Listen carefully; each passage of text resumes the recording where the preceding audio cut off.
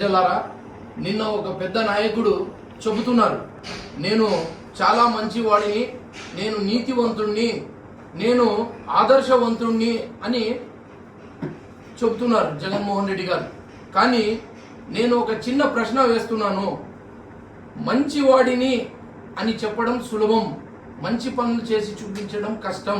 ఈ మాట ఎందుకు చెప్తున్నానంటే, ఈ భూమి మీద ఉన్న ప్రతి మనిషి జీవితంలో మొదటి హీరో తన తండ్రి.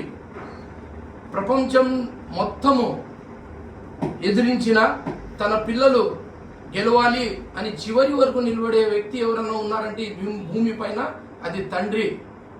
అటువంటి తండ్రి చనిపోతే ఆ కుటుంబంలో ఉన్న నాకు జీవితమే వద్దు, 15-20 దినాలు ఆహారం విడిచిపెట్టి ఆహారం మానేసి నాకు ఈ ప్రపంచమే వద్దు, నాకు కేవలం నా తండ్రి కావాలి అని ఆయనకి జీవిత స్పృహ కూడా ఉండదు.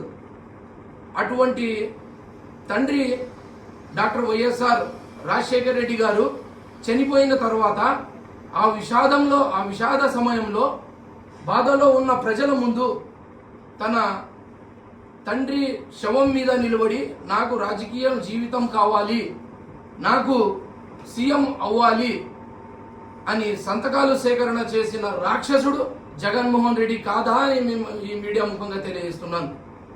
ఆయన చేసిన పనికి యావత్తు మానవ సమాజం సిగ్గుపడేలా ఉంది. నేను మంచి ఓడిని, గంజాయి వనంలో తులసి మొక్కని అని చెప్పుకుంటూ తిరుగుతున్నాడు జగన్మోహన్ రెడ్డి గారు.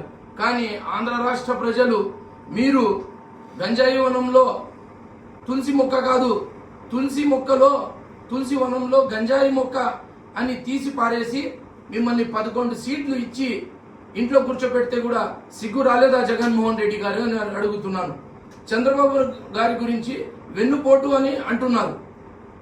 అయితే ఒక విషయం గుర్తుపెట్టుకోవాలి, బంధువులందరూ ఎవరైతే చంద్రబాబు నాయుడు కుటుంబంలో జరిగే విషయాలు, మామ అల్లుళ్ళు బంధువుల మధ్య జరిగే విషయాలు, వాళ్ళందరూ సంతోషంగా ఉంటే మధ్యలో మీకెందుకు ఆ నొప్పి?